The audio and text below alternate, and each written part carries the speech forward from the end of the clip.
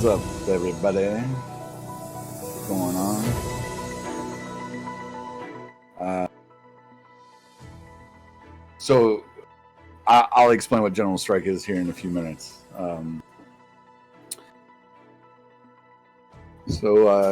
Thanks for everybody coming out and watching. So we've decided on a name. If you guys didn't see the email posting and the really poor cleaning job that Katie's doing, we've come with the idea of Blind Rage. We heard it earlier in the week, and I kind of dug it. So I think we're gonna run with that. So welcome to Blind Rage. There'll be a nice logo for it later. So general strike. Awesome, but at least one person besides myself likes it. General strike. So what a lot of people have been talking about on social media and stuff is about a general strike, and yes, actually the idea is very similar to what the French Revolution did a little time back. What the strikes in Hong Kong were doing. I mean, you could probably say even back to when Egypt was doing the Arab Spring and stuff like that. This one's a little different than that, obviously, or the idea is a little different.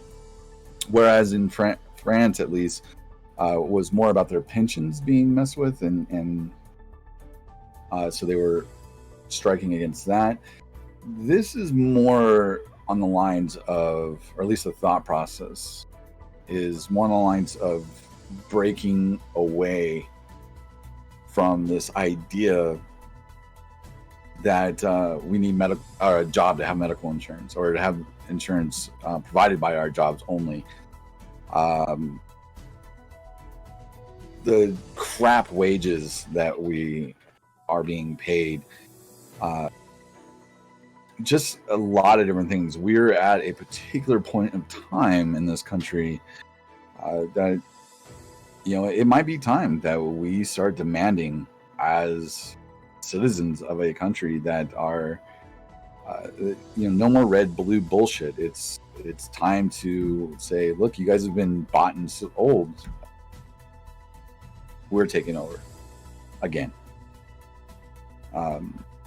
And the best way we could do that is a peaceful general strike. Now, obviously, there's a lot of details in that. Not necessarily seceding from the union. That would say that this isn't our country. It is our country, regardless of what political stance you belong to. It's more about demanding our politicians to start listening to us and not the heavy donors. And we're seeing corporations and jobs, or let's just say corporations and our government, are forcing people to go back to work when it's when scientists are screaming at the top of their lungs, like, this is not a good idea. We go back too soon, we're going to have a worse breakout than before. So it's obvious, or it should be obvious to all of us, that they need us to come back to work. Otherwise, they don't make their money. And we need to start realizing that we're worth more than the $7.25 they put on people. We're worth more than the shitty health insurance that we're given. Mind you, some of us pay, or I don't, but some of us pay a lot of money to put into insurance and get amazing insurance. But then there's a lot of us who don't have the money to pay that amount of money. I, even as a school teacher who gets my personal insurance on my family's insurance for free, well, technically it's taken out of my check, but before I see it, it's still not very good. And we need to get to a point where we say, hey, you want us to come back? Then you need to make it happen. No different than what's happening now with the stay-at-home order. Either the government would need to do more stimulus checks, the economy is going to tank due to lack of income, which leads to lack of spending. Right.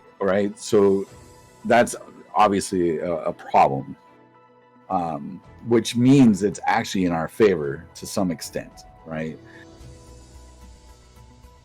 But it also can hurt us a lot more, right? So if it's a really shitty situation regardless of how we do it. But do we go back to the same bullshit that we've gone through the last 40, 50 years? And then it was only good for a small time. Before that, it was even worse. Before unions came about and started demanding. But the idea, I mean, obviously unions worked in the early development of the industrial age. They stuck together, they forced the issue, and they got results. Now, some people say that the unions are taking too much advantage, and a lot of businesses can't keep up with that. And then we always get the rebuttal of, you know, well, a small business owner won't be able to keep up with that. There's ways of going about it, and originally there was ideas if you reinvested in your business, you were given a certain tax break, and then it became a certain mandatory thing for even conglomerate companies, and they took well advantage of it. But you're right. I mean, I don't, and to be fair, it's just a question. I'm just posing this question. I'm by no means saying I have the answers to this. I just think it's an interesting topic to start talking about, and especially in a week where I'm sure some of you guys have seen it, where Jeff Bezos is going to be the first trillionaire, or more than likely going to be the first trillionaire. Now, I actually don't have a problem with that. I think capitalism works to an extent. What I don't like, or what I do have a problem with Jeff Bezos, is because of what he does with that money. He is not reinvesting in his workers. He is not making sure that they are living well and have the best insurance and the wages so they can live and provide for their family. He recently was forced just to raise to $15 an hour. But then he also was saying that he's not going to give these people, you know, sick leave during a pandemic. And a person who's getting $1 trillion should have the best employees' pay rates. I mean, at least in my perspective. And here's the other problem I have with Jeff Bezos. In 2018, he didn't pay a nickel in taxes. Matter of fact, he got a return. He made he got a $129 million government rebate or tax rebate. Didn't pay a lick in taxes. That year, he made, let's see what Amazon made in the year 2018, a profit of $11.2 billion. Paid nothing in taxes due to incentives and tax breaks. There's something seriously wrong with that. So when you have the least average annual salary of paying taxes because of the stupid tax. Agreed. I 100% agree with you on that. And that's exactly where I'm going with this. Is that businesses or corporations are getting the best attention from their government. Meanwhile, the rest of us are barely making it. And whenever we demand something, such as like healthcare, we're told there's not enough money. The man made over billions of dollars, and he's not paying anything. Okay, so this is why we needed Bernie Sanders and AOC and Republicans out. Okay, granted, Bernie Sanders did have some of the great plans. AOC tried to back it up, but those are two people. and obviously this country is not ready for revolution, if you will, unfortunately. So that actually goes against the whole idea of the general strike too, right? Change until both Democrats and Connor and we get an independence and honest. I would agree with that as well. We need to get rid of this two-party system. I don't know how many of you guys have heard of Jimmy Dore. He is a comedian who does political. He has his own podcast or his own YouTube channel, and I was watching something on him or something with him earlier, and a lot of the stuff that they were talking about was crazy.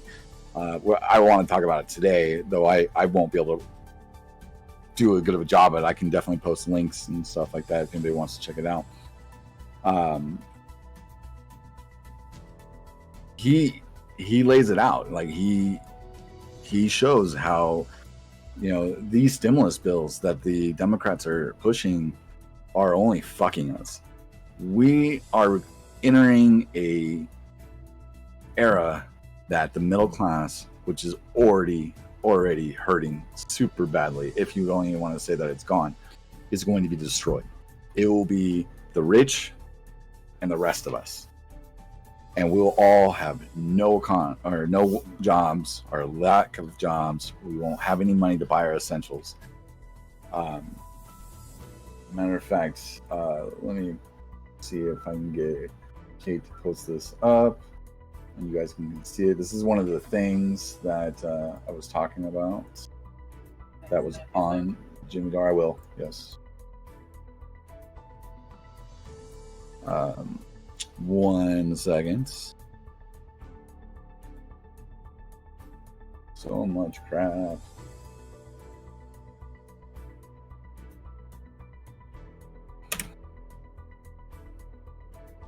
Yeah, you just said.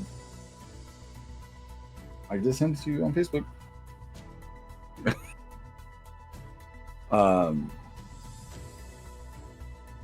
Did you get it? It's probably going on my phone. No, it's not my phone. Oh, technical difficulties. Anyway, so while we get that situated, this is an article by, and I'm gonna butcher his name, and I apologize. There we go. Umar Haki. And he breaks down the unemployment claims for the month of or for the year 2020 so far, and he actually has this kind of broken down. If you go further in the article, we're obviously not going to be able to show it because it's too blown up. But if you go through it, and you know what, here, better yet. Oh, I can't post links in this. Yeah, just post the link inside. If you guys want, you guys can read through this. It's a really interesting article, and this guy has broken it down. He puts it in 5 different stages of how the working class is going to be decimated by this. Okay, the way I've been seeing it is you have 2.5 parties: Republicans, the establishment Democrats, and progressive liberals who actually want to do good. Republicans are striving for self-elevation. Establishment Democrats are happy to call the Republicans out on their bullshit or ride their coattails for the monetary benefits. Progressive liberals are only capable of stirring the pot due to being in such minority. So I agree with that. To be honest, I think the establishment Democrats are just Republicans, right? But I mean, what is his name? Justin Amash. I mean, he was a Republican not too long ago. He was the only one that stood up against Trump. So I mean, as I see your point, and I don't negate it by any means, but there's so many Democrats who are, and Romney too. You're right. You're absolutely right. Totally forgot about Romney. But you have so many Democrats. I mean, even AOC, this Hope in Congress, she praised Pelosi. and she's starting to kind of like, I'm not saying she's going to start taking the money and become corrupt like all the established Democrats. I'm not saying that by no means. And I still like AOC, but I think it's just going to go that route. I think that she's going to be overwhelmed, and if you want to stay in that business, I guess you do things that you don't really necessarily need to. Thank you. I mean, let's hope I'm wrong. Maybe after this 2020 election, we get out. Yeah, exactly. Play ball, get out. And I definitely feel that she's either. I hope not. But I think that she's going to eventually start playing the ball, and I think they all get into that for that reason, right? They all want to get in to make a change, but once they get in, it's easy to the fight becomes too much, right? And unfortunately, one of the things that we have to do is keep putting people in like AOC so that doesn't become a thing. But and actually the Jimmy Dore video that I was watching, who was talking about that article that we just posted, one of the other things that he was talking about is, why do people vote against their own self-interest, right? Healthcare, higher wages, and stuff like that. And it's purely because people are so scared to lose anything. Like, we're already struggling so much that the thought that we're going to get even more money taken out of our taxes, we're going to root against it. Now, regardless if it would have benefited us, but any social program, everybody just thinks, well, the money's just going to be taken out, and I'm not going to really benefit from it. And there might be some truth to that, but I would honestly look at the things that are being spent that shouldn't be spent, such as Amazon should not be getting tax breaks. If you make X amount of money, you shouldn't be getting any more money from the government. At least that's how I see it. And again, to go back to the whole Amazon thing, I don't have a problem with Bezos becoming a trillionaire. He created a very useful business, and I'm not gonna lie, I bought the shit out of things off of Amazon during this coronavirus. And had I not had Amazon, I don't know where I would have got half the shit that I got to help me deal with my kids. So, I mean, I have no problem. Again, I have no problem with people making money. What I do have a problem is when you're not paying your fair share, and then you're making your employees pay shit.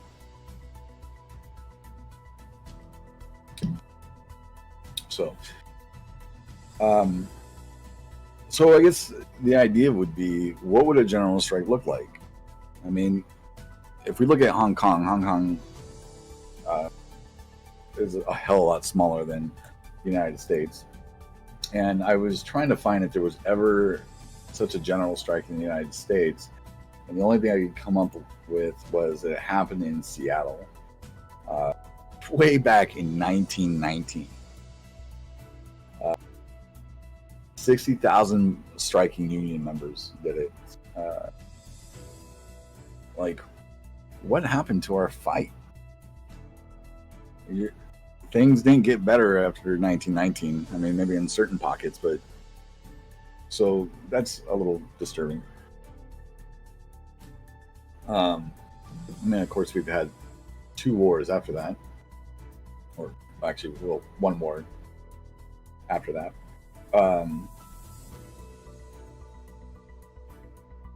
Really scary. I even looked up to see how much Walmart actually paid, and they actually did pay. They still pay shit in wages, especially for a company that makes $4.5 billion in a year profit.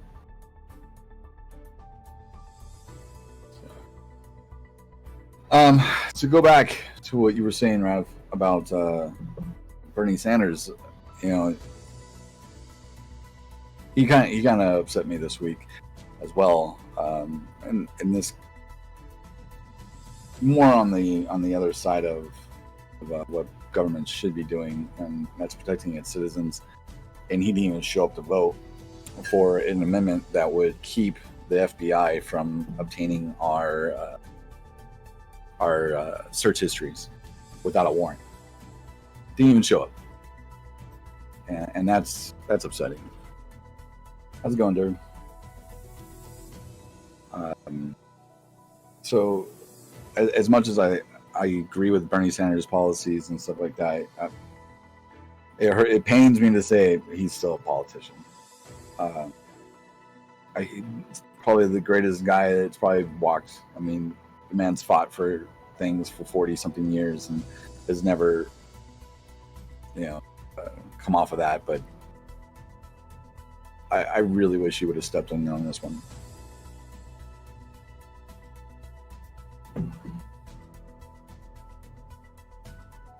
We definitely need to get rid of the two-party system, and that's the only way. We need to get money out of politics. Actually, just that should be the first and foremost. Get money out of politics.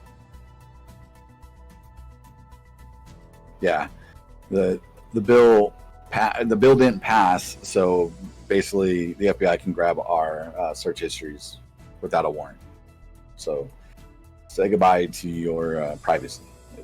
It's going away. I mean, it's probably hasn't been there in a long time, but they're just making it more legal to do it without question. I don't even want to know what that is.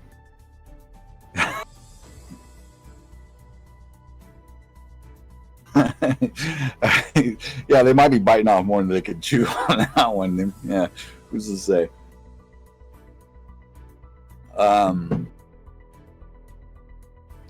Yeah, so I don't know. What do you guys think? Do you think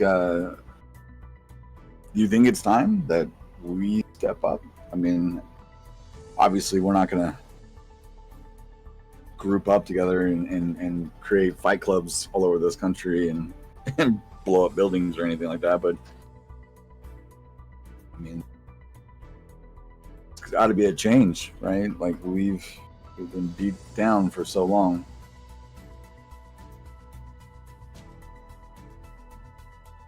Are you asking me this? Yeah. How possible do you think it would be to actually make a change? It would have to be at a city by city level. We would have to have such enormous collaboration, communication to do this. And to be honest, we would have to have people that were willing to lose it. I mean, so seeing how self-centered a lot of Americans are, hence people storming government buildings to demand that their rights are being oppressed because they have to stay home.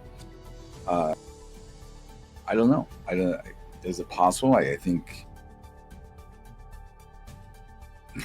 I hate to say that. I think that our country is probably one of the. When you get too many people together, they become more and more stupid. And that's sad. So I don't know. But then you have things like Occupy Wall Street that takes place, and what started out good, eventually kind of fell apart. But that's lack of leadership on that. So I don't know. I mean, we have strikes that happen all over the place. Teachers have striked in the last few years and been successful. I mean, we're talking about smaller groups and stuff like that, but you would almost have to have a level of a hierarchy of country, state, city, down to towns or whatever, or even professions that would have to. You would have to have some type of structure along those lines. I think if you had that structure, it would be possible. But getting that many people to work together, that's ultimately the question. And that I couldn't answer. Right, and that's the other part, and that's what I meant by it would hurt. I think a lot of people would be more scared about putting, which by all means is a legitimate scare. I get anxiety at night thinking that I won't be able to pay my power bill or pay my mortgage and lose my house. One person, no, absolutely not. So one of the other things too with that idea of one person, you would have to have someone to the Martin Luther King Jr.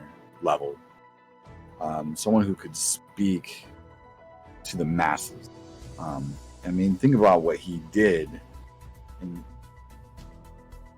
he brought people together, and the media played a little bit of part in that because once people saw what happened at Salome,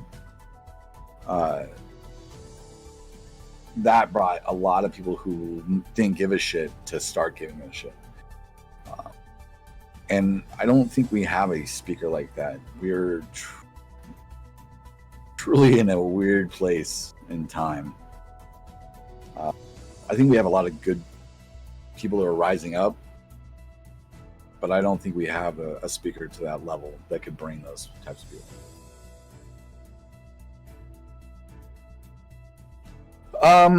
If we did have an MLK, no, because I think MLK started it, but nothing changed until after his passing, or his assassination. So we need a martyr, and I don't know anybody's lining up for that.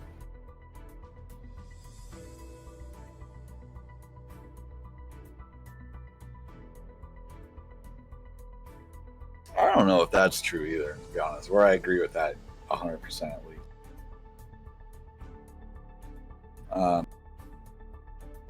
I think Bernie Sanders spoke to a lot of people. I think he definitely gets people motivated to rally, such as for the $15 wages. Medicare for all is definitely a thing that's being talked about now.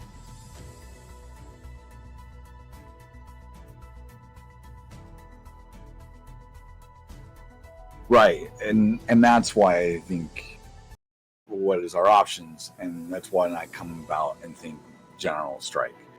And again, people are talking about it. And if like Bernie Sanders and AOC started pushing that, could you imagine that? So maybe I'm wrong. Maybe if Bernie Sanders did come out and say, you know what, it's time to do a general strike. I think you would probably get a lot of progressives to start devising a plan. I even think a lot of Republicans would start devising plans. A lot of the Tea Partiers, maybe libertarians, even though that they don't really care for Bernie Sanders. I think a lot of them agree with the policies if you ask them away from it being a Bernie Sanders plan. Like if you said, hey, do you think you should have healthcare? I think they agree with it. I think they agree with a lot of his policies. What I always hear though is how are we going to pay for it? How are we going to pay for it? But you're okay with us bombing countries over and over and over again. Why not take that money and stop bombing those people and put it back into our country? Pull some money away from the military industrial complex. It's a bloated fund as it is. We have the money to do that. Right, you're okay with Bezos paying nothing. Like start charging. Exactly. I guess the Koch brother, because one's gone.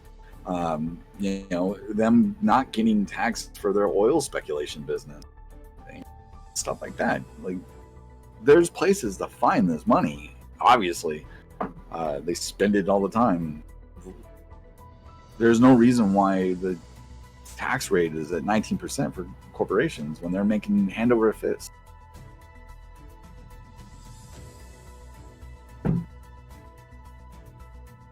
Yeah, so I mean, I think we could, and that's where I come back to the point of like Bernie Sanders is not our savior.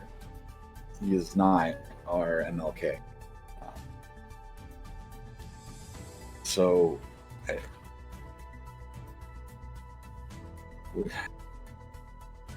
I know there's an amendment that's trying to be pushed, try to get money out of politics, and I think if we do that, if we start getting that away, we can start pulling away from this two-party system.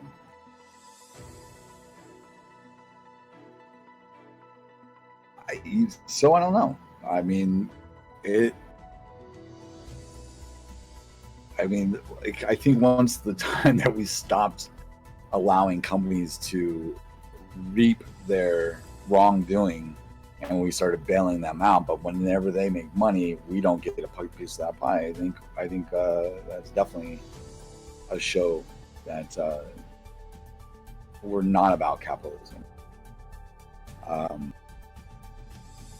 We're about the rich, and so I think you might be right on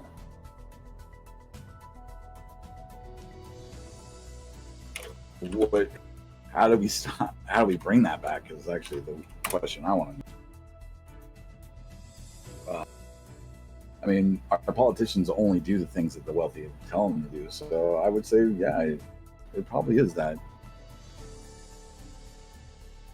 I think it is. I think we're gonna see that real soon.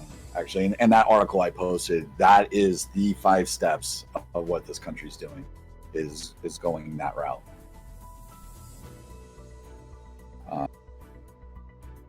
So yeah, it wasn't a bug; it was a feature, and they figured it out. And I think especially this new stimulus bill that's getting ready to be passed. Well, it passed through Congress.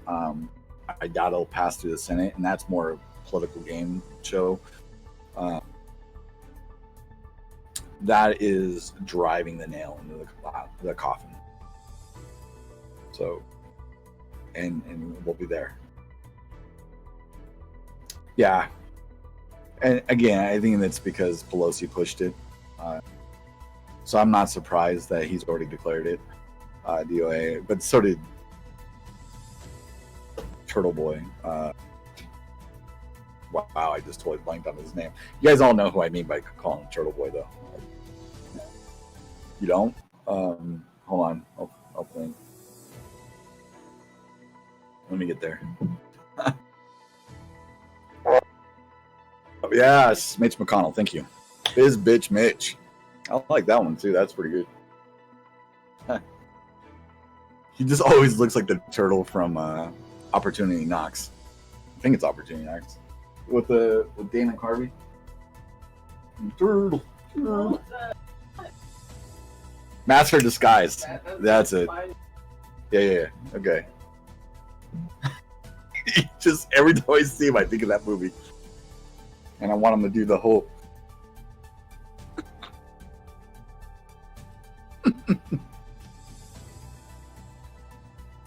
So bad. I don't know why I always think it's Opportunity Knocks. I always think that too. I don't know what it is. You're Googling him right now? Who? Okay, just found a picture of Mitch. Fizz bitch Mitch. I'm telling you, he looks like a fucking turtle. Someone put him on his back.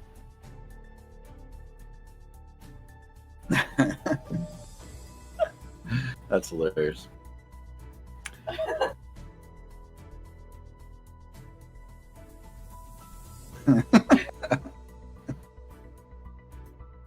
I don't know. I think we're gonna see some interesting things soon with that whole situation. I mean, we'll see if he gets reelected. If he gets reelected, oh no. Well, thanks for the follow.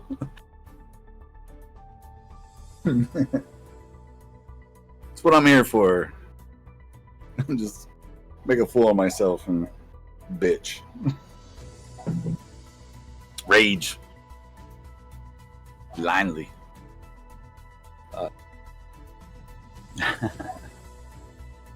So, let's see what else.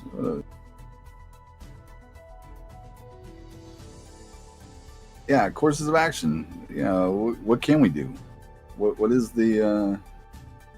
And it's not gonna be easy, right?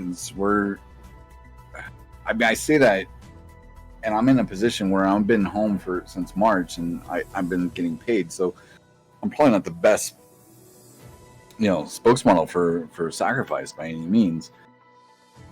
But I understand. I empathize, and that's not to say that me teaching doesn't go away eventually. So my worry there is just the same, I guess, is what I'm trying to get across. But I guess the idea is, do we sacrifice for the short term to benefit in the long term? And if that's the case, what do we do to get to that? What needs to be done in order to successfully get it? I was trying to find anything about the Hong Kong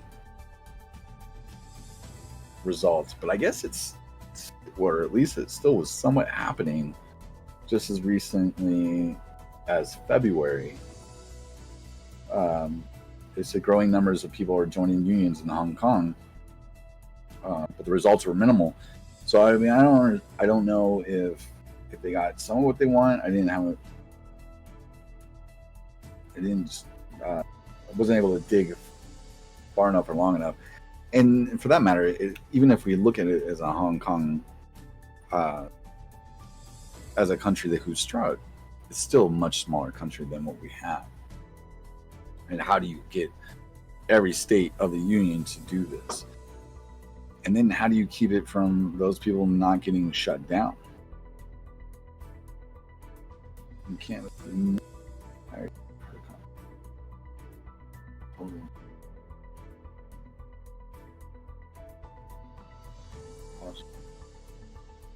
Standard for the people, they vote for. I agree 100%.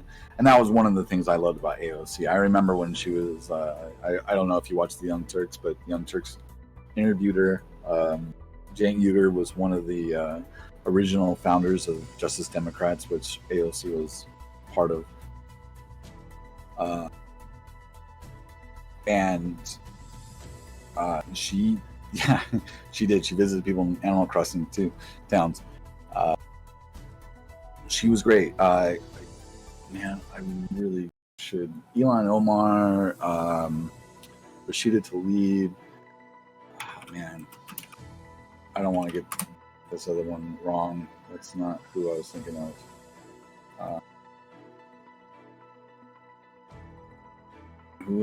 There's another one that kind of came in, and she's brutal. She goes after them, and she does the math on a board in front of them, and I mean it's pretty great. I want to say her last name is Porter, but I am forgetting the name.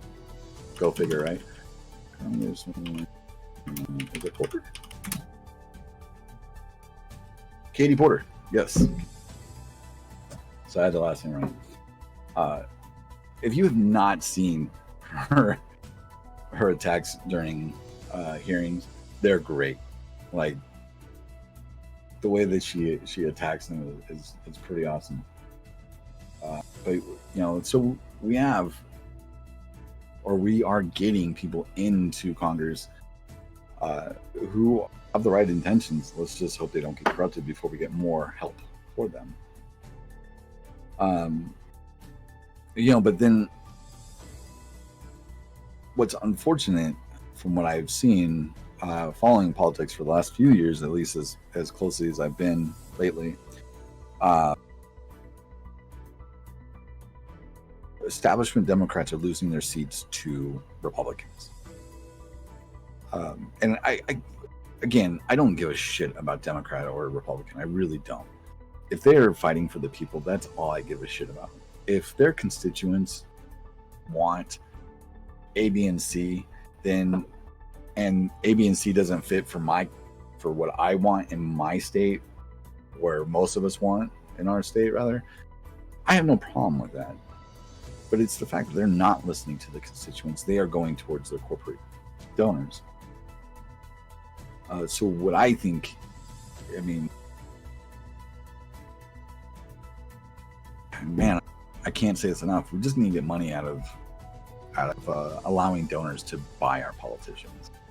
Publicly funded campaigns will eliminate so much of our issues.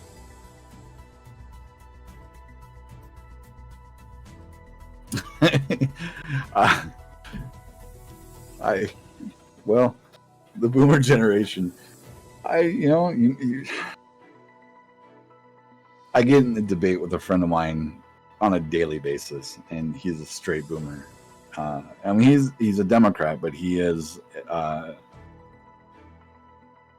me and him go at it back and forth about Biden, and as I'm like destroying everything, he just keeps telling me that I'm conspiracy filled and whatever. So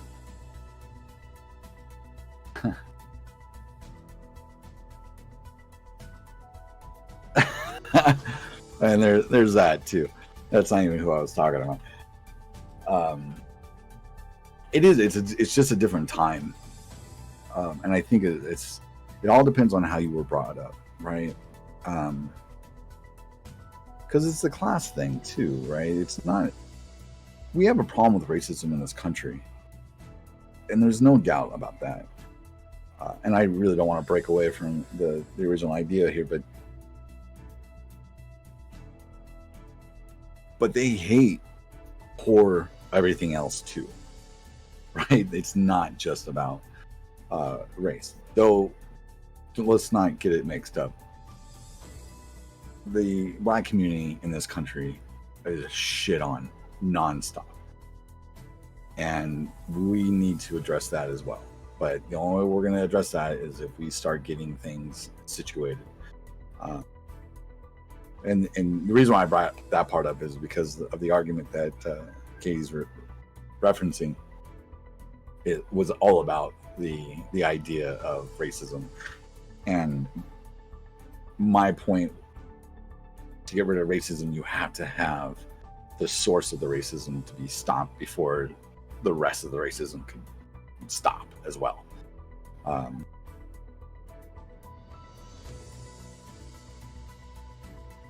Oh, look at that. Welcome with the subscription.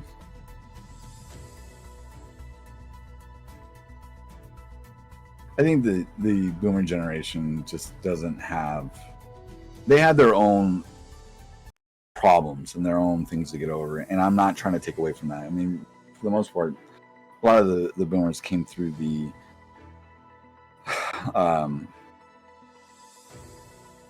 Civil Rights Act, Vietnam. A lot of them were a little young, some weren't, obviously. But how much did those things affect them? Not for Vietnam, sorry, but for like the Civil Rights Act. So it's kind of hard to say, is it them that's causing a problem? I honestly, I think it's education. I think education in this country has dwindled. And a lot of people haven't seen that or understand that from that generation. I think they had the opportunity for a good education, cost-effective education, and then they don't understand what the current generations are facing. Whereas if you want an education, you're paying out the ass for it, and then you have to hope that education is legit. I think we've allowed the second colleges, trade schools, private schools, we allowed them to run amok. One of the things I thought of when I first got out of school was I could have fucking learned all this shit on my own. And then I kind of realized, you know what, maybe not as much, or maybe I wouldn't have been as determined. And I made excuses for what I got in my education. And when I became a college professor, I used to say that to them as well. Look, don't look at this as only for education. This is about networking. This is about this. This is about this. Get the best out of what you can while you're here. Some took it, some didn't, and then but they also walked away with $100,000 in debt. And I don't think there's an education out there that deserves that amount of money.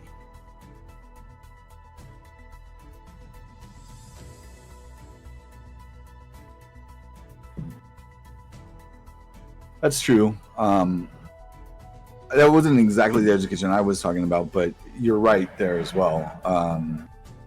I think a lot of people assume that just because they know everything about one thing, that it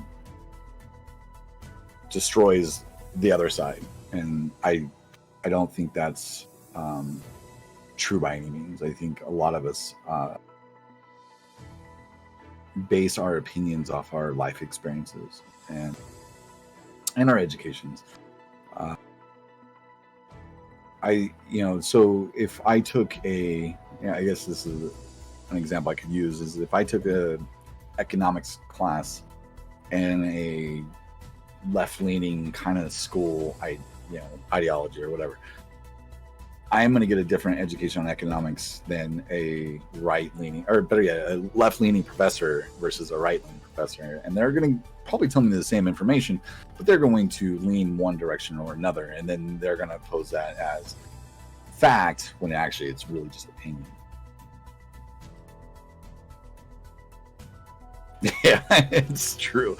How many scientists popped out that never even got out of high school, right? Thanks. Notice that they don't actually have it that easy, and they aren't just like, but it became clear that boomers don't care about facts, evidence, or reality for that matter. So this is what it has resulted in giving up. I feel like okay boomers are kind of equivalent of wow, so horribly wrong, but I don't have the time or energy to repeatedly explain something to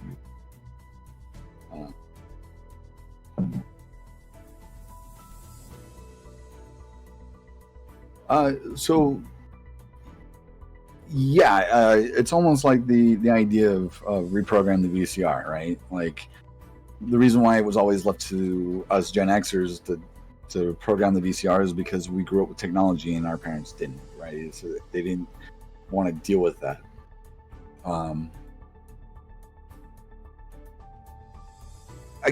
I agree. I think millennials get a bad rap. I laugh at some millennials just because certain traits are like, oh my god, really? Could you have been any more textbook stereotype of a millennial? But at the same time, I think they are going to be one of the smarter generations, or at least the most informed. Let's not say the smartest, but the most informed, if they choose. But also they could be the easiestly, I don't even know if that's a fucking word, the easiest misled as well. Because a lot of times they spend so much time focusing on certain aspects that they're not experiencing it either. And dealing with high school kids, I see that a lot. They don't want to question anything. They just want to be told what the facts are and then move on. Because there's so much more they need to learn, or they want to do.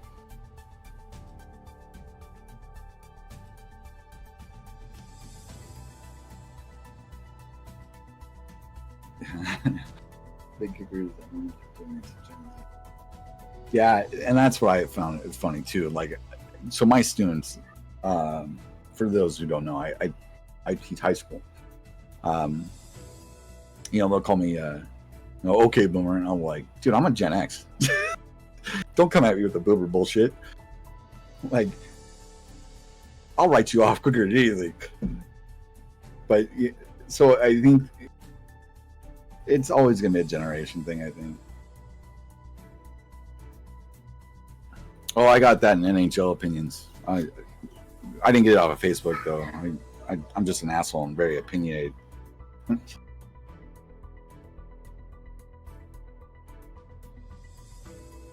But so to kind of go back to the idea of striking, I think the millennials will be the ones that do it. I mean, obviously the boomers are an older crowd at this point, and you know, I'll be honest, I'm 43 years old, and I'm lazy as fuck. I don't want to get out of my chair half the time. So will I strike? Sure. Do I want to? Well, you know, if I'm pushed, I'll do it. Where I see more millennials taking the fight. I mean, I've had students in my class leave my class for, you know, like the strikes, for instance. They're not the strikes, but the awareness. Like when the shooting in Florida happened, the students did a walkout. My students got up and they walked out.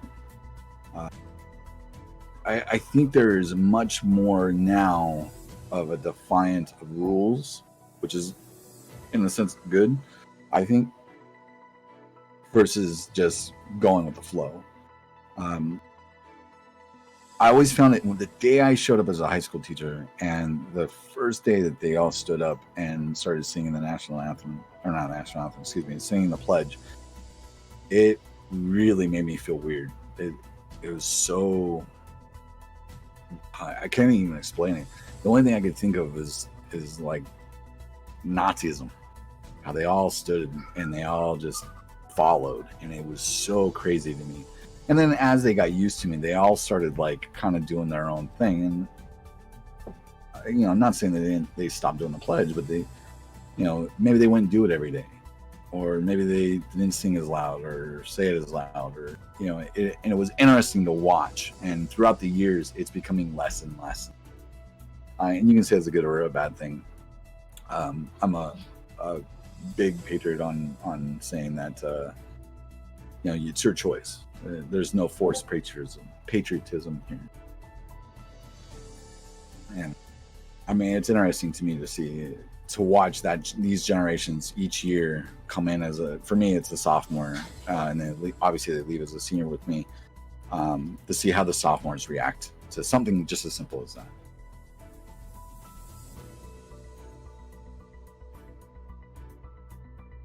Yeah.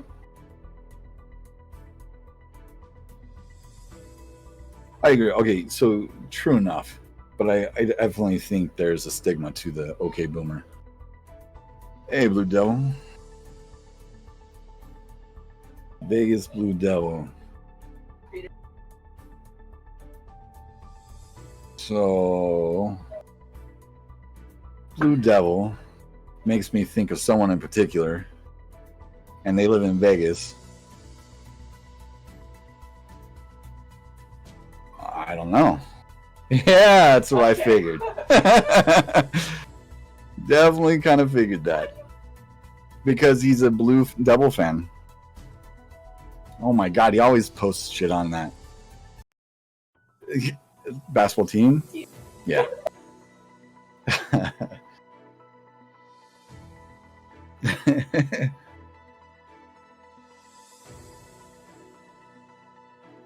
So, speaking of one who I get in serious political debates about blue no matter who, Hugh here. But we're not talking about that right now, at least at the moment. Well, thank you. As you can probably hear, my daughter has a great voice, or set of lungs at least.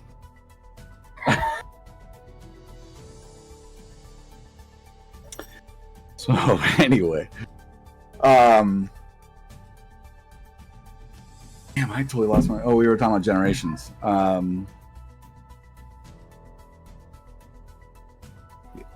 So, yeah. What do we do? How do we do it? Mod yourself. All right. Apparently, chaos is happening in my house. How do we fix this issue? What do we do? What do we go about? How do we just, you know, call our jobs and say, hey, fuck you, we're not coming in today? Yeah, I don't see that happening at all.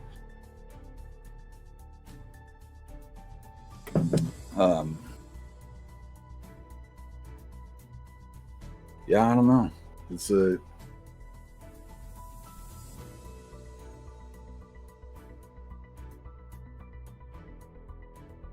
Well, I mean, I definitely think the first rule is we don't give away our power. And right now, the only power that we have as individuals is to vote.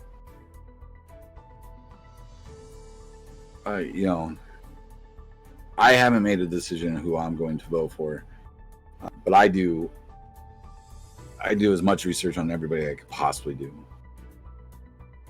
and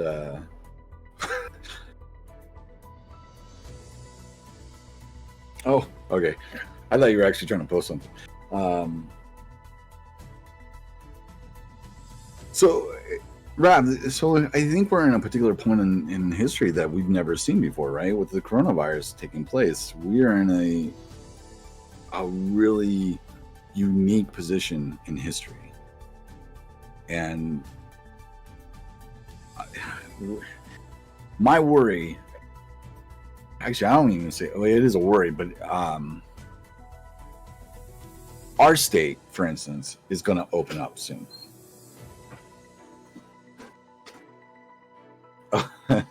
You're fine, you. Our state is opening up. It's starting slowly. I would have to look at that. I actually don't know about the flu in 52, which sounds like a band. But what I was going to say is, like, all states are going to start opening up way too early. Florida's already opened up, right? I have a friend down there who's a hairdresser, and she's doing hair as of this week, I think. I'm scared shitless for her, right? Like, next thing you know, it's going to come back twice as hard. Scientists are already saying that by autumn, if we start opening states too early, it's going to be twofold of the spread. Oh, okay. I'm gonna, you know, before I forget, because I'm horrible at remembering things. I'm gonna put the flu 52. Sure, something comes up.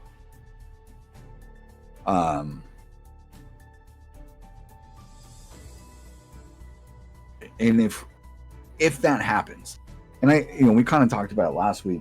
If you wanted to hear, I'll do a quick summary. With the meat packing plants going or closing doors, if we start opening up too soon, not taking the precautions we need, and people are going to think, hey, we're back to normal, and then all of a sudden it's going to hit us. Now you have no meat in the stores because everybody's sick. All of a sudden you have fuck toilet paper. No one's gonna have food. That's when you're gonna have chaos. When people can't feed their children, they're going to go berserk. And how many people are going to be on the wrong end of a home invasion because someone needs food to feed their child? And to me, that's a scary thing. Well, some people's asses might be clean. I mean, I think that is going to be a much more scarier situation. I talked to my boss on a weekly. That's funny. Katie loves the pun jokes right there. I talk to my boss a lot, and we're already planning about having to go online next year. Even if we start the school year in school, more than likely we'll probably end up being online. And to be honest, I think they're going to get rid of creative tech education as a whole. So that puts me in a position of, well, then what do I do? How do I feed my family?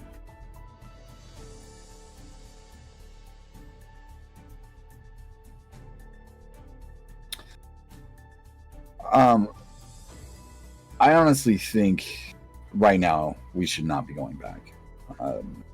However, I'll just put this as a blanket statement. until we can test people at 100% to find out who has it, so that way we can start, compartmentalizing people, putting people, okay, hey, you're sick, we need to put you in quarantine for 14 days, make sure you're going to get through this fine, not spread, and be safe for yourself, and maybe beat it. I don't think we should be opening anything now. Understandably, you can't do that in an economy and expect this economy to keep thriving. But I mean, what's the option? When does human life become less important? We should be talking about a UBI, or universal basic income. We should be talking about free health insurance and a mortgage stop at the moment. I mean, obviously, people like me, who is still making money, are still going to pay our mortgage. I'm not taking advantage of this situation to say, well, I really don't have to pay for my mortgage right now. I'm paying my mortgage. I'm paying all my bills that I possibly can, which is everything at the moment. I mean, nothing's changed for me, but those who need it should be getting the assistance they need. From home because they're just not doing their job. Many layoffs where people are working from home because they're just not doing jobs. That's a possibility too. I mean, I don't doubt that. But yeah, I agree with that 100%. It is silly. What'd you say, Ben? I didn't know. Universal base income. Okay. And I would agree with my wife right there. I can't handle any more homeschooling. I want to get back to work. I mean, to be honest, I never thought I'd say that. What would you say are the benefits of a universal base income? So here's the thing. Regardless if this took place, right, jobs are going to start becoming shorter or minimalized, right? Because as advanced in technology we become, the less dependent we need on labor. So what do you do with millions of people whose jobs have been replaced by AI? What do you do with that? Do you just let them die? That's not a very good plan. And you can't, not everybody's going to be a doctor. If we had millions of doctors, then we'd have more doctors than we'd have people, right? To cure. Obviously, I'm exaggerating at that point, but so you have to sit. There has to be a point where we start going, okay, here's how we plan this out, and we have to feed people. Now, how do we pay that, or how do we keep people who are capable of working, not just to give up and take UBI and live off of that? Right, like exactly. Even if everybody was college educated, someone has to flip those burgers. Of course, that's probably going to be a robot eventually. McDonald's has been looking at that for years. I totally lost my train of thought on that one. Holy shit, man! Why do I do this? Whenever I'm on camera, I forget.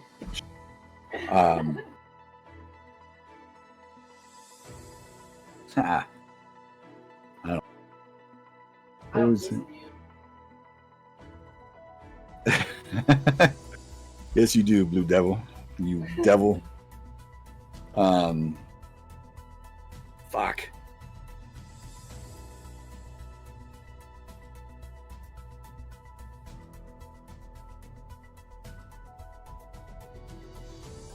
Oh, so I totally read it, but before I respond to it, I just remembered. I would say that the current situation proves that people will not just not work to get more money.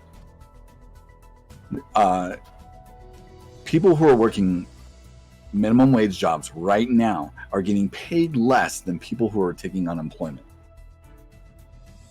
Some workers are making $400 or $200 a week. Meanwhile, people who might have been working in a restaurant that got paid the same amount are getting paid almost $1,000 a week because of the extra $600 bump. But you don't have people. I mean, fair enough that it might be a fact of they couldn't get unemployment, they quit their job. but you could probably make it to where they got laid off and then go get that $1,000 a week. I think that shows that majority of people want to work. Like I said, I always thought I would hate, or I always thought that I would love to stay at home and work from home. But man, to be honest, I miss working. I don't get nearly as much done by sitting at home.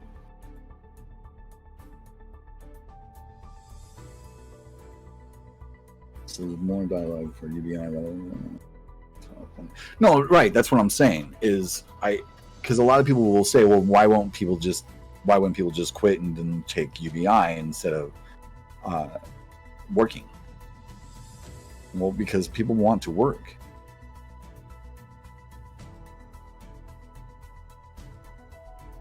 Right, but wouldn't you? I mean, to me, I'd rather go to work and get the three. I mean, granted, I always want more money, but I still want to go to work. So I think one of the problems that I would say in that aspect is, well, then maybe your working salary should be $4,000 versus $3,000. No, I would say working, right? Because I've actually, I mean, we've kind of slowed down a little bit now because it's getting so damn hot. But when this first started taking place, we were building the garden in the backyard. We planted some planters. I was probably working around the house much more than I normally do. I mean, I'm a teacher, so I just sit at my desk and scold people all day long, you know. So I really like going and standing in front of a class. And yeah, and it's Katie's fault. I can't get shit done. She just kind of gets in my way. No, it is there. It is only until July, or at least it was those who applied for it up to July get it. I'm not exactly sure how long that's supposed to last, but no. But my idea is, or not my idea. My point is just a lot of people would rather work than just to take the easy route out. I mean, granted, if it's only until July and people were thinking it that way, well, I'll still have a job after that runs out. I guess there's an argument to be made there as well.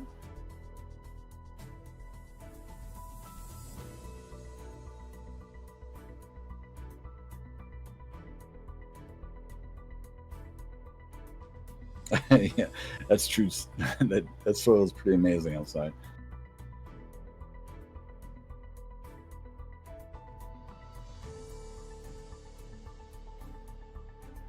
Yeah, I can't say enough bad things about this president, and without starting some shit, I don't think we have the person to replace it either.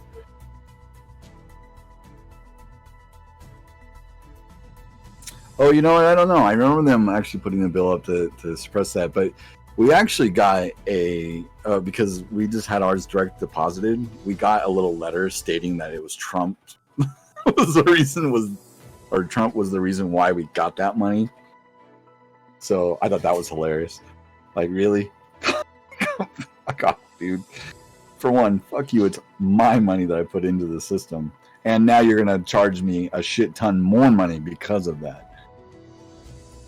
Oh, I'm keeping it. No, I want it. I would keep that letter unless someone threw it out. Oh, fair enough. Never mind. It's probably right where it was left then. I'm gonna keep it because it's such a funny joke.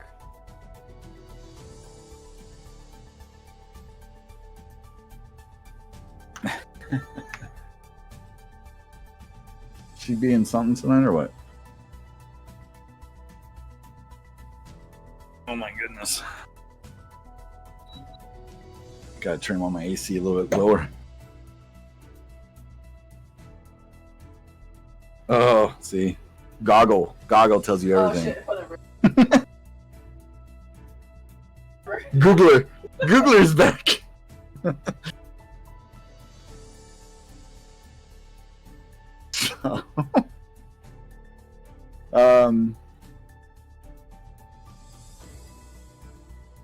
Guys, you should really check out that article, though. By the way, it's a really good article. It's scary. It's really sad, actually. Oh no, I get to make fun of her life. That's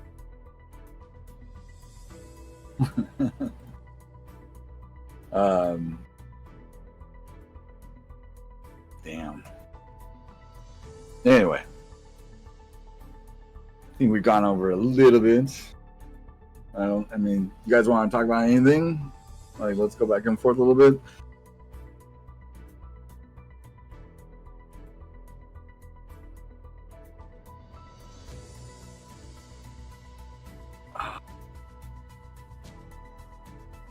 So freaking hot in here. I got an AC unit right next to me, and I'm still sweating.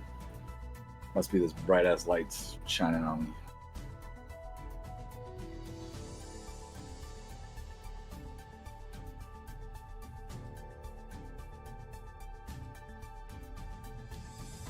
Yeah, I've been horrible about wearing a mask.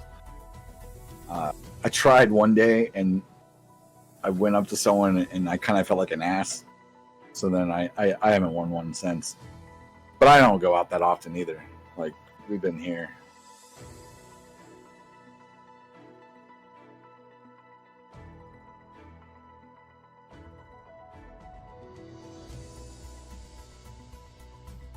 Yeah. Yeah, so I did all the hardware store stuff at the beginning. Is that a mandatory thing? I'm gay, therefore I have to go out.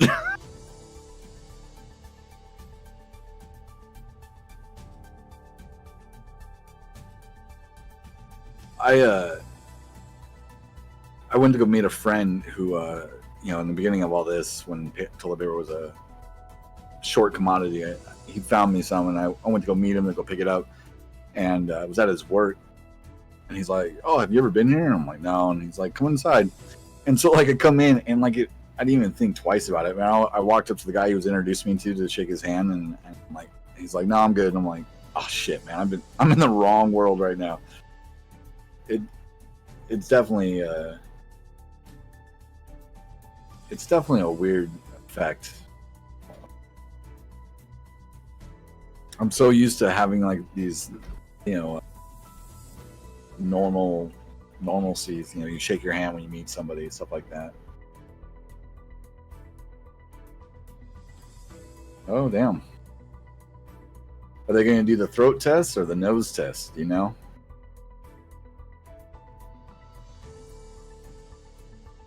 I didn't even know there was a throat test until just recently.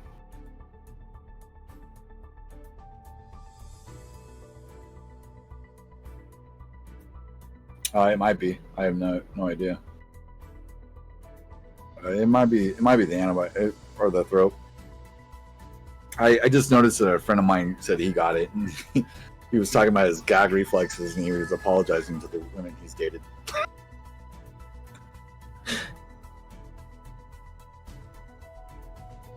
Yeah, exactly. Well, the nose one doesn't sound pleasing either. Like the flu, they just kind of go inside a little bit. This one right here, they go all the way to the end.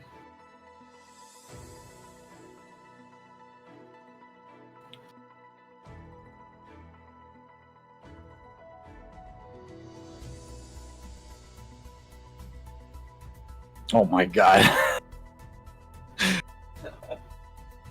Well, that's kind of why I said my friend was apologizing to the women he's dated. He's like, "I am so sorry if I ever made." He goes, "Because the gag reflexes are real."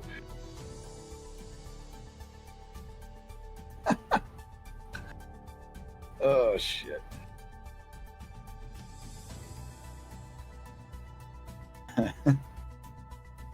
It's amazing how our normal streams creep into this stream.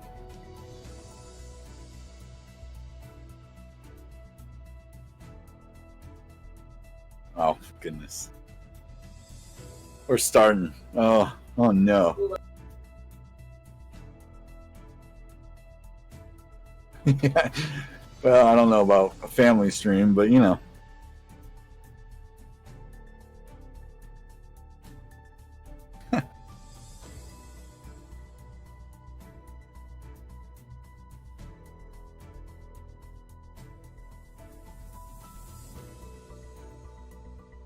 Like I'm just sitting waiting for like chat.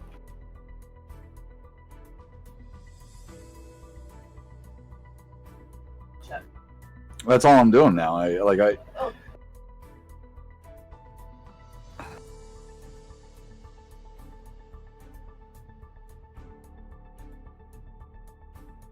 I think they're finding out right now.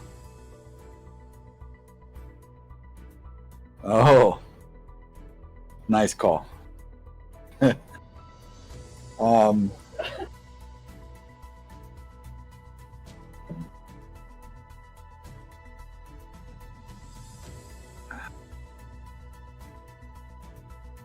Yeah, so I'm gonna ignore Katie's question for a moment. It's because it's Pelosi. The two of the three senators were progressives, and she doesn't listen to progressives. But I mean, I think it's the same thing. It'd be dead on arrival just the same if it was $2K a month. What amazes me is the lack of care that what our country's doing versus what other countries are doing. How many countries gave a stimulus to the people of their country for months until this was all over? And here we are, we gave trillions to the stock market, but we can't give individuals 2,000 to survive. And I think that's just a product of what we've had for the last 30 years. It's trickle down economics, and when it should have been, I mean, I don't know, maybe it's not obvious, but if you give the people the money to spend, companies will make more money. And you get that. If you put the money at the top, it doesn't trickle down, it stops. It doesn't go any further. They put it in their banks and that's done.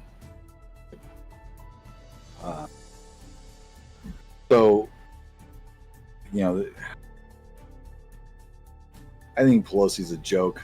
I think she's a Republican in sheepskin, and I don't know. She makes some funny or interesting news points. She gets put on the news for a minute by criticizing the Republicans, but what does she really do?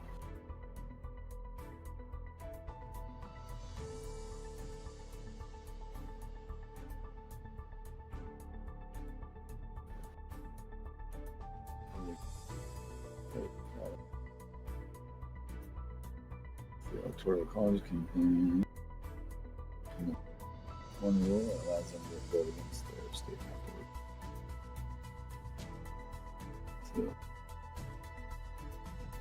afterward. I think I think that you would cause a strike that would go against the strike we want. I honestly don't think he's going to win. And I know who's going to get blamed and whatever, but he does not excite anything of that party, of the Democratic Party. I mean, you're telling me the only thing I need to vote for Biden is because he's not Trump? Biden. I don't see it. I was watching something. I was reading an article, watching. I don't know. I'm watching so many damn shows and stuff because I have so much damn time. Yeah, and it was something like 30% of the Democratic voter base are excited to vote for Biden, and on the right, it's like 90% to vote for Trump. Like, he doesn't ignite excitement at all. And even Hillary Clinton got more excitement for her campaign than this.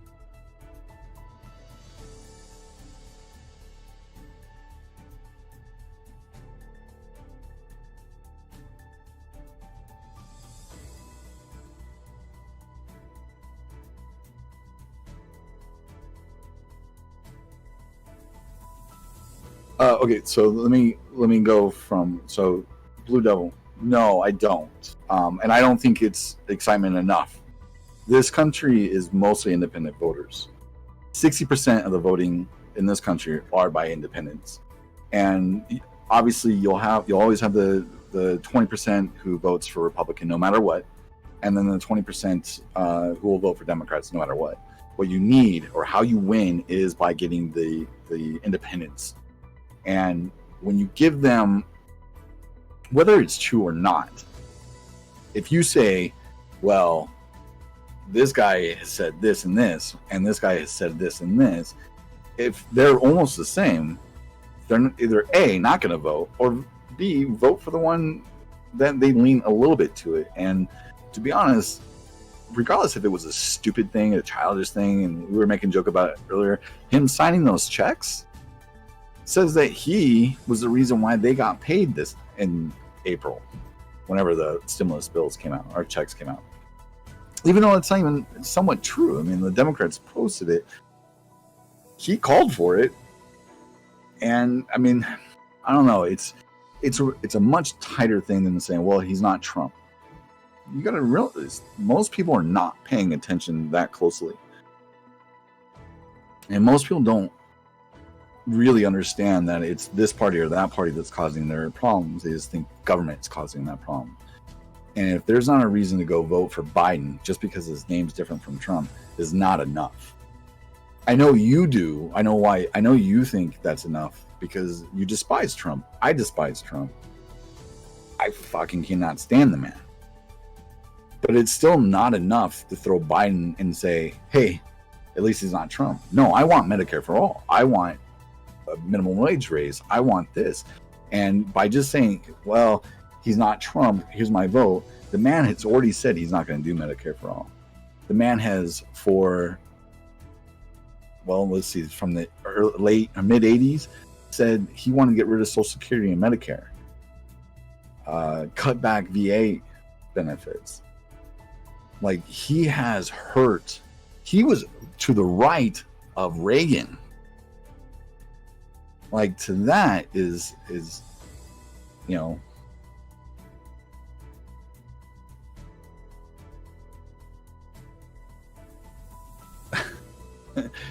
but they both killed their people. Like, who do you choose more?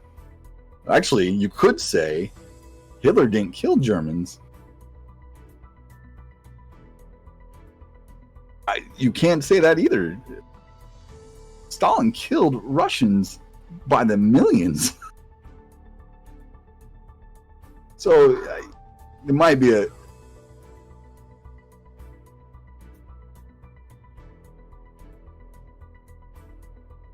he actually has been leading the polls for a little while. No, Stalin was a horrible person.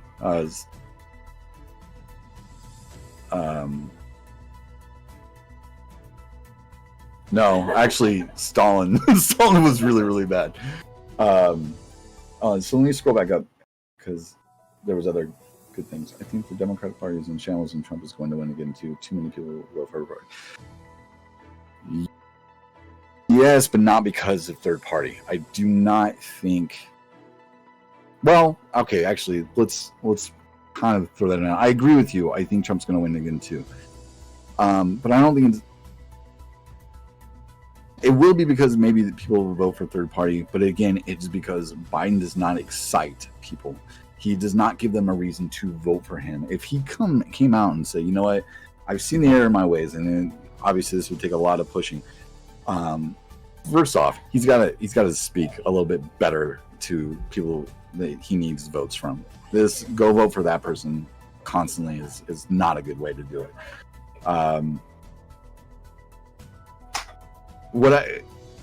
Quick side note, what I don't understand is what the Democratic Party is thinking.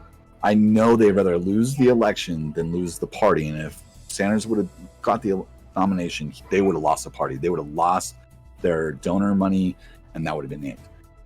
The party would have restructured. People will have a little bit more power again. Instead, we're going back to the establishment, or at least they're putting up the establishment. How do you get Biden, who has never won a single state primary in the previous 2 times that he ran for president, win in almost a landslide? Makes zero sense to me. And then you have everything else. It just shows there's something there. And I don't want to get into conspiracy theories. I don't really want to get into conspiracy theories, though I do have my opinions of what happened. So I think the Democratic Party is in shambles. But I also have a worry that it's more of a feature than it is a bug, if that makes sense. And I think I said everything on Rav. I think we agree with that.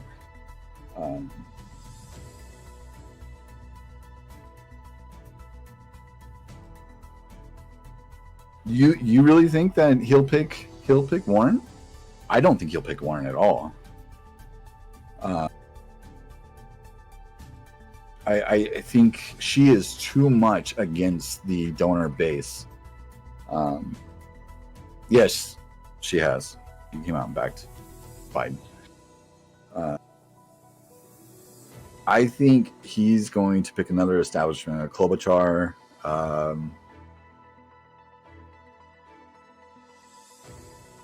I mean, I'd almost feel like it was insulting though I'm sure she wouldn't feel that way, if he picked Stacey Abrams.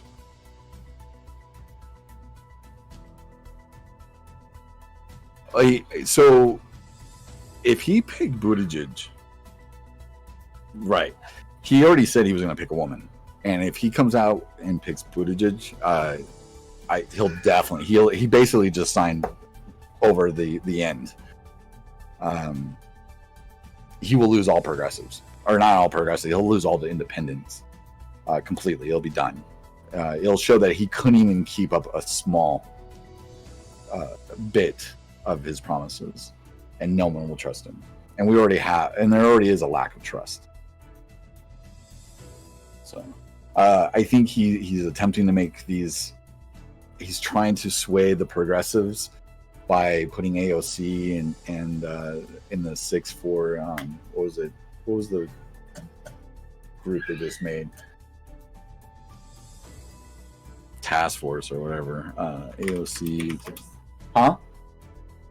No, not Space Wars.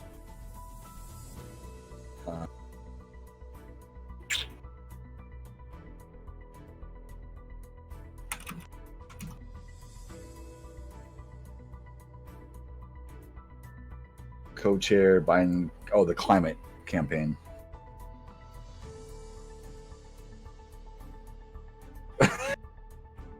I honestly don't think that had anything to do with it, but I mean, I don't think that's the reason why Clinton lost either, and a lot of people disagree with that.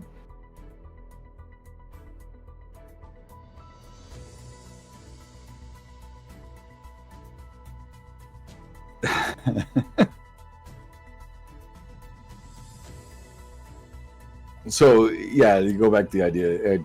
It was the co-chair of the Biden-Sanders campaign climate task force was the one she was put on. I think that's his attempt to try to ease progressives.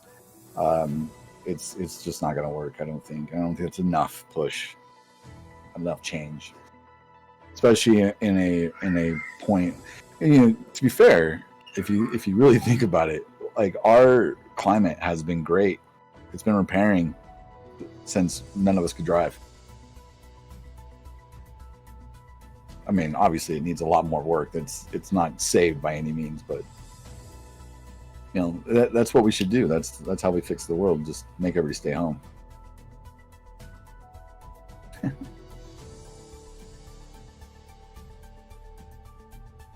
That could be trillions of dollars, though.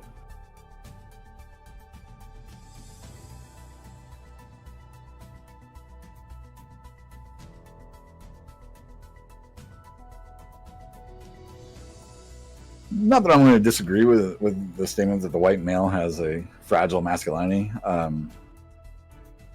just honestly, I think it depends on which party you're talking about that has a problem with different nationality, different gender, different religion. I agree with that. I mean that there is a problem. They have a problem with that, but that's because there's a conservativeness to that. But then you would also find conservatives who have no problem with those things.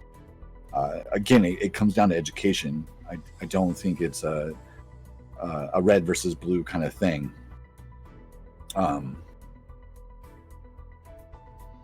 I honestly think, I mean, look at the votes that Clinton got, right? Like, she got 3 million more votes than what Trump got, but the Electoral College has won, or gave it to him, which was the second time in the matter of 2 decades that has happened. Bush, same thing. Bush lost to Gore, and the Electoral College gave it to him. And to be fair, he actually didn't win Florida either.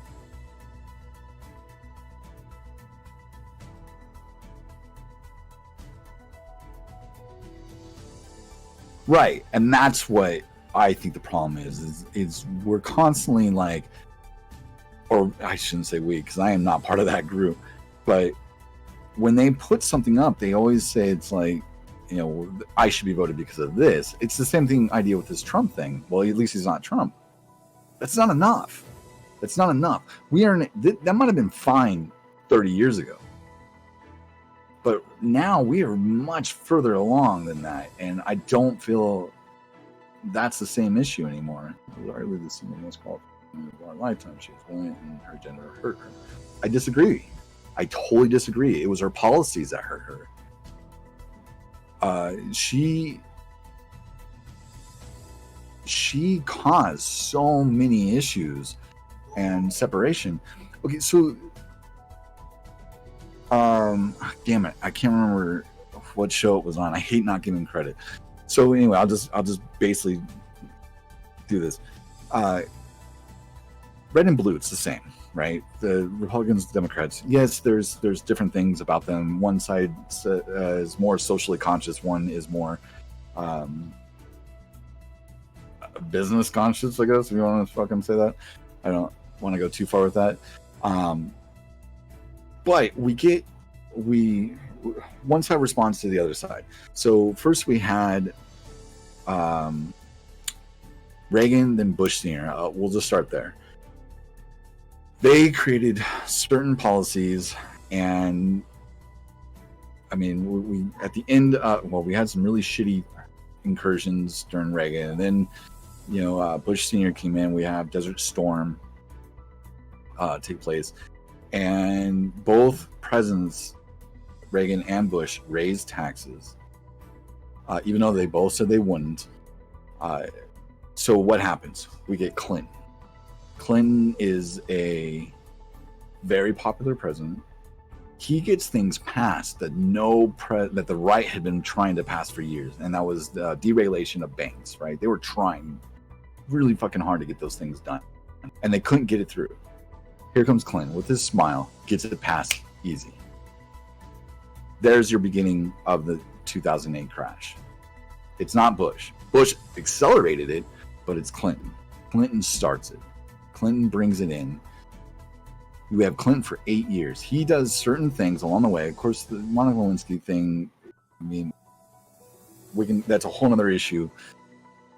But then we get to Gore and Bush Jr. We get Bush over Gore off of bullshit, right? Gore should have won. He should have been our president, which, just imagine how many different changes things would have been. We probably would have never entered Iraq and Afghanistan as wars. Who's to say that 9/11 would have even happened? But let's not get too conspiracy going there.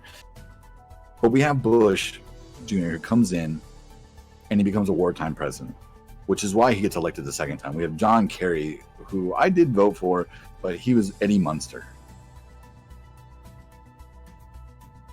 That's interesting.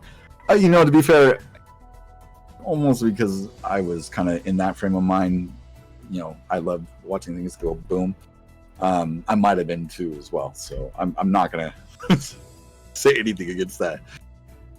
But anyway, so then you have 8 years of war. during that presidency, about 7 actually. Add to the deregulation of the banks, a war that's never going to end, still going today. The economy was just bound to crash. It was heading down super fast. So what happened? Bush Jr. gets the blame for that. So what do? We bring up a Democrat, Obama. Obama brings in with a smile. He talks about change, hope. People buy into it. Obama doesn't meet half those goals. He bombs so many countries, or not countries. He bombs, I want to say Yemen, Syria, bombs so many that we run out of bombs as a country. We ran out of bombs. Our stockpile, the United fucking States of America, who has the largest military spending, ran out of bombs. Let that fucking sink in.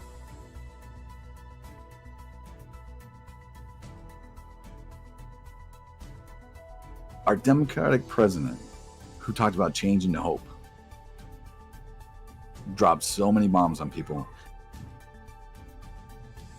And then let's just bring up the other things, right? We had the housing market crash. People kicked out of their homes. I'll come back to that. He kicked so many people out of their homes, gave more bailout money towards the banks, none towards the people. Kills an American citizen, regardless what you think about that American citizen. Tortured a whistleblower for 2.5 years. Tried to grab another whistleblower who is still living in Russia today, because it's the only country that won't extradite his ass back to the United States.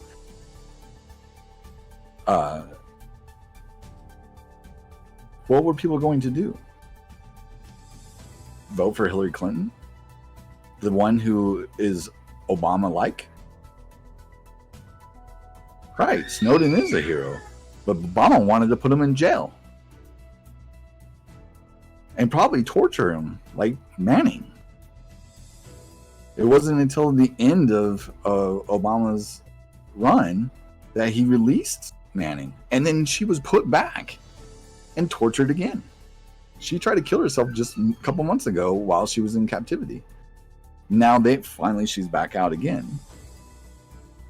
So you have, I guess my point of what I was trying to show is that it's always, they're doing the same thing. Obama did the same thing that Bush was doing. But because he was blue, people look at it differently, or people ignore it. He also sent more illegals back to their country.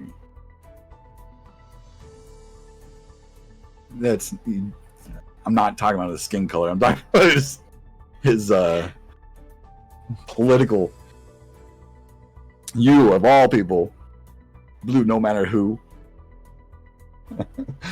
Now, okay, did Mitch McConnell have anything to do with that? Probably towards the halfway point and on from his first term. But if you remember, Obama had all 3 wings under him: the Senate, Congress, or House of Reps, and the White House. And he didn't get shit through. Now, of course, we can talk about, the stonewalling and stuff like that, but it's mostly because he wanted to play nice with the Republicans. Let's also not forget, he tried to do a grand bargain with the Republicans. And that was and one of the things on the chopping block was Social Security and Medicare for all. Something that is supposed to be our safety net that we've paid into our entire lives. So I honestly do not see a difference. I mean, certain things, sure. I mean, I think a lot of Republican people in government who are right wing are an issue, and they obviously have a lot of things that I don't believe in. But I don't dismiss the Democrats have this clean slate of they're always doing the right thing. Hillary Clinton didn't come to gay marriage until 2014. Biden was 2012, if I'm thinking right. I mean, these guys are not socially minded people. They are, until it is okay by their donors to say that I'm for this, they do not say that.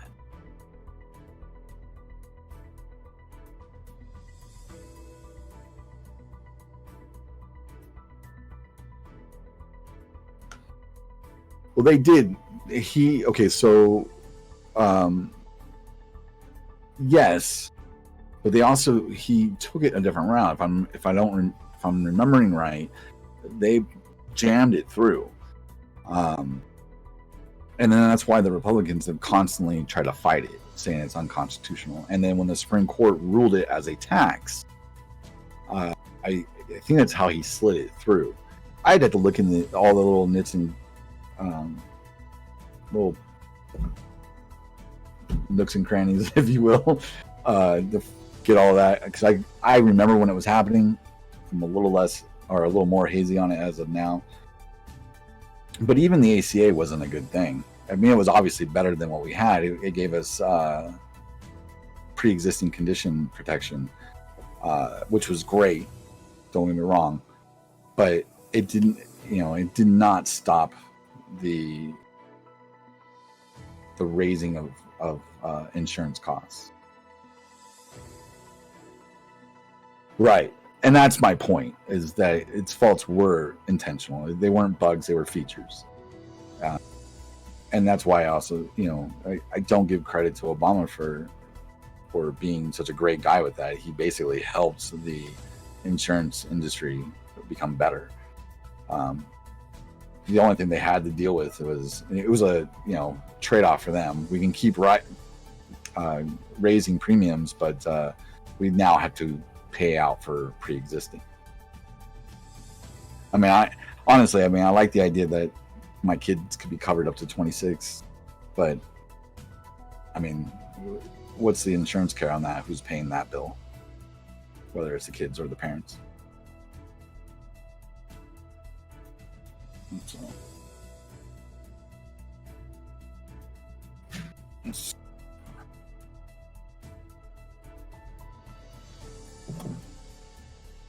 oh man. So yeah. I'm gonna have to make this a 2-hour show. I'm gonna have to prep for that. I bet for like an hour, and that's like 3 times in a row that I've gotten caught with that.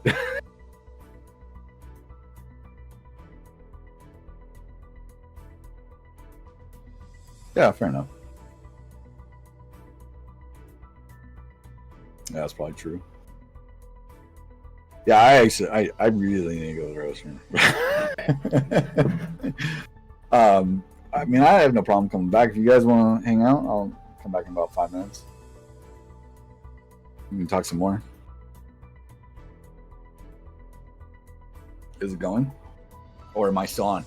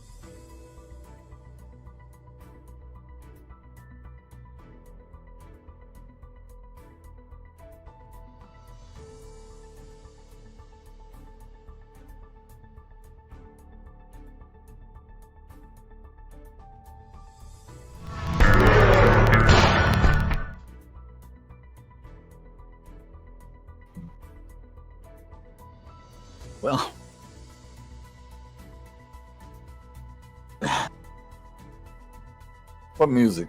I don't hear no music. Oh, political background. This is like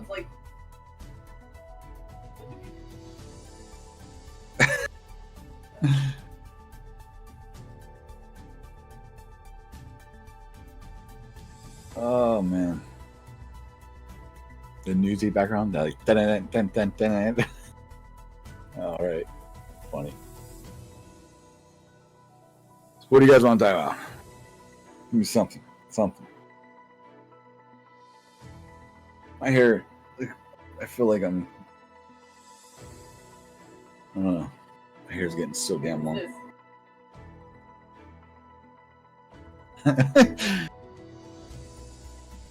Breaking news.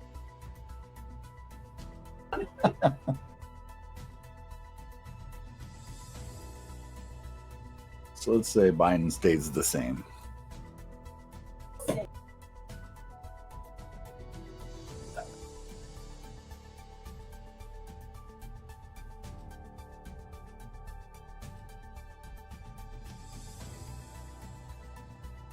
Okay, so so I honestly think like Biden needs. I'm gonna just open this blind up real quick. Blind.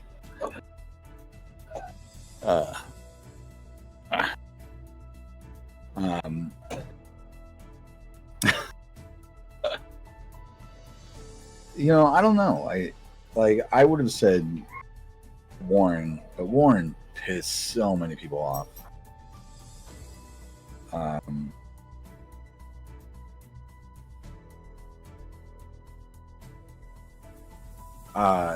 I think Warren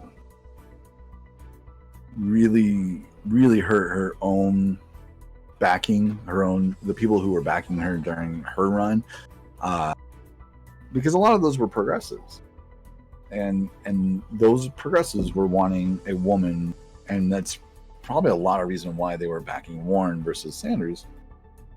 And to be honest, like when the general or the primary started, I was actually conflicted on who I wanted, Bernie Sanders or Elizabeth Warren, because I followed Elizabeth Warren for years, well before she even talked to Obama about the protection agency, the credit bureau protection agency, and I remember listening to her talk, and she's an amazing speaker, and so when she came in, like my golden ticket was Sanders and Warren,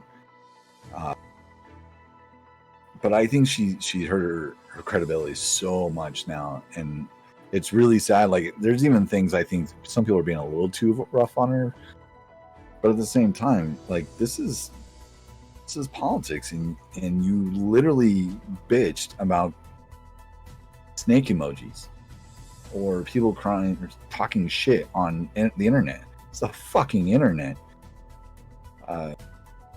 So I don't know.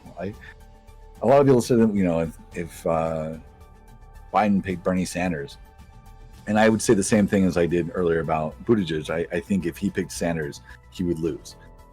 He would go against the one thing he said he was going to go through, and then he would piss everybody off. So I definitely don't even think, not that he even would. Now, if he picked Nina Turner, actually, which will never fucking happen, but if he picked Nina Turner, I think, I think that would actually push him over. I think that would get him, because Nina Turner is an amazing woman. Yeah, he said he's definitely picking a woman, but he might have forgot by now.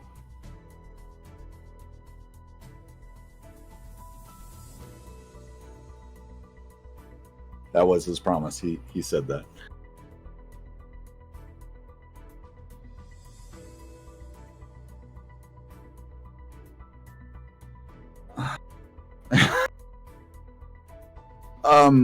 So I have a problem with Stacey Abrams. It's not really a problem. It's more of I don't know her. And I remember when she was running, I think Alabama, right? Isn't Stacey Abrams in Alabama? And she was running for Senate, I want to say. Um, Georgia, thank you. Yes, that's right. And it was a southern state. There was something that she had done that really bothered me, and now I can't remember. So the fact to say that it bothered me and I don't even remember it is kind of stupid. So I guess because I'm just I'm not sure enough about her to say, yeah, Stacey Abrams would be a good choice for me. I really wish he'd pick. He never will in a million years, but I really wish he would go with Nina Turner.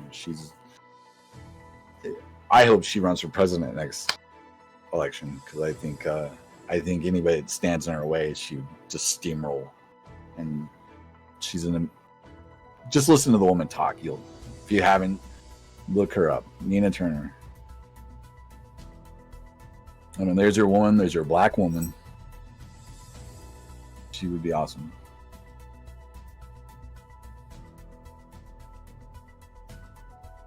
Okay, so to go back to what is going to be different after COVID, what changes permanently, what is it like in 5 years from now?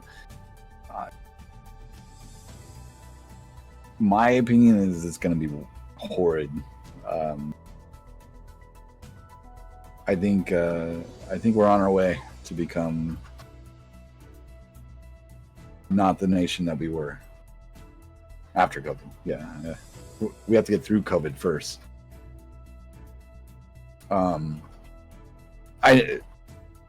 Blue Devil, I know you weren't here when we started, so one of the videos I was talking about that I watched earlier was talking about how we're going the way of Brazil. So we'll have the elite and we'll have the poor, and that's it. And if you're not in that top 1%, you're part of the poor, and it's just going to get worse. And we're going to see the economy crash worse than we've ever seen it before.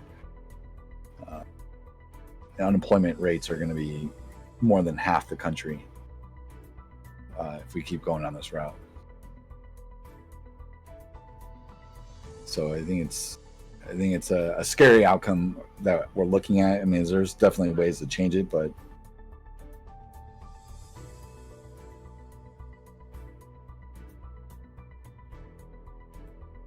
no, I don't see that either. I see us.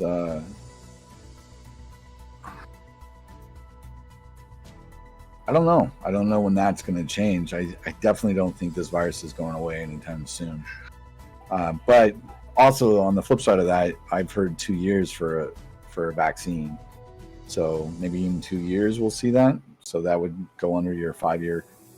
Maybe we'd start seeing some normalcy. But do we really want to go back to the way it was? I mean, obviously, what you're talking about there is more social events, but do we want to go back to how things have been ran for the last 40 years?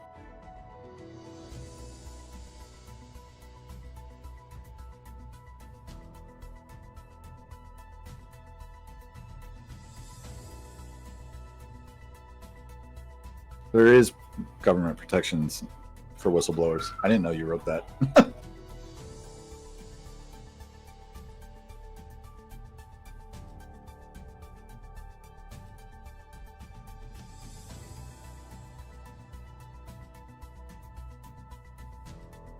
Oh, gotcha.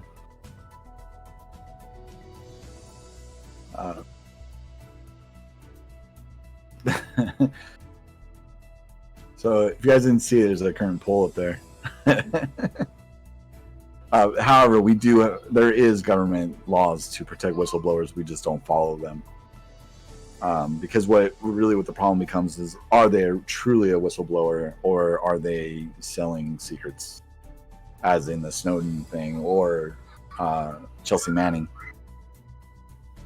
I mean, hell, look what just happened. We had a doctor, a scientist, that is coming out and saying that there's a reason why he was taken off the task force. Let's see if I can find his name real quick. Scientist taken off the disease. Oh. Nope, that's not it. I hate it when people automatically thinks I knows what I want. Yeah. Taking off disease task force.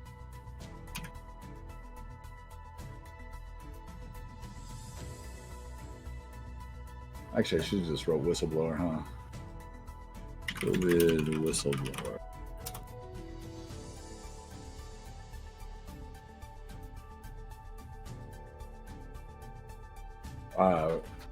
Rick Bright, you just did a testimony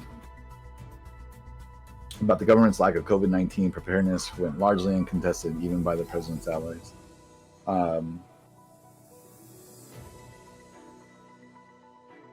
Shake your camera. Can't help it. I have my legs shake. So I like this top line from The Atlantic. It was a single salty sentence that first made Rick Bright realize a pandemic crisis was coming. We're in deep shit.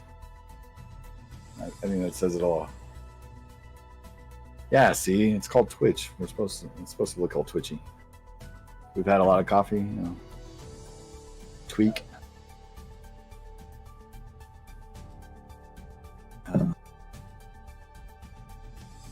So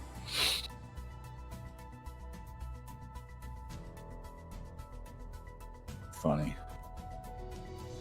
What'd you say?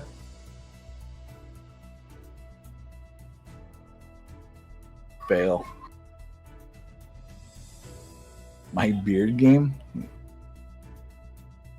Did you hear her laugh? That's some shit right there. Oh, so she felt the need to type it.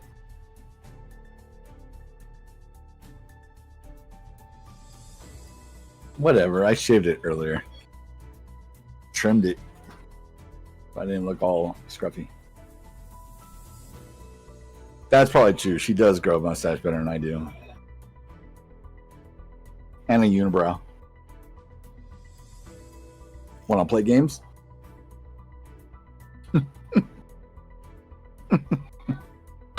She tried to hit me with something, but it hit my chair.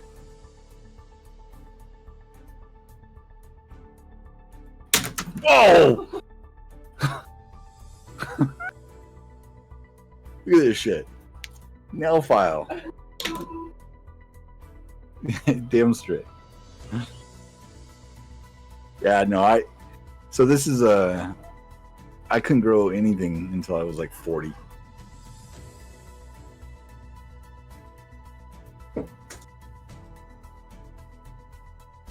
Not fair, she gets to see the camera.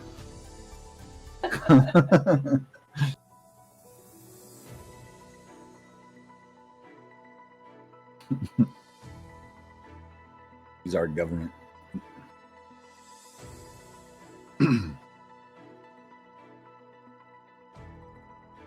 Anyway.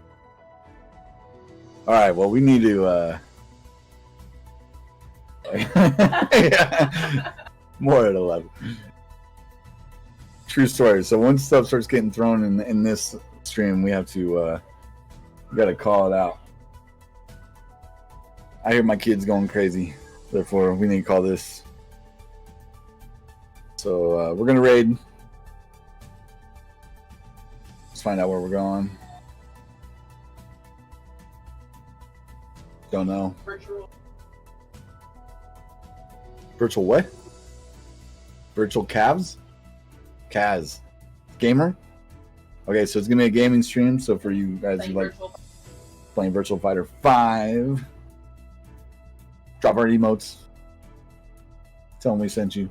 I'm literally a puppet at this point. Her hand's in my ass, just so you know.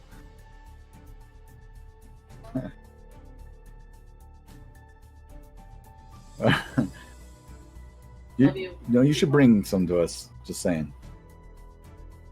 All right, see you guys next week.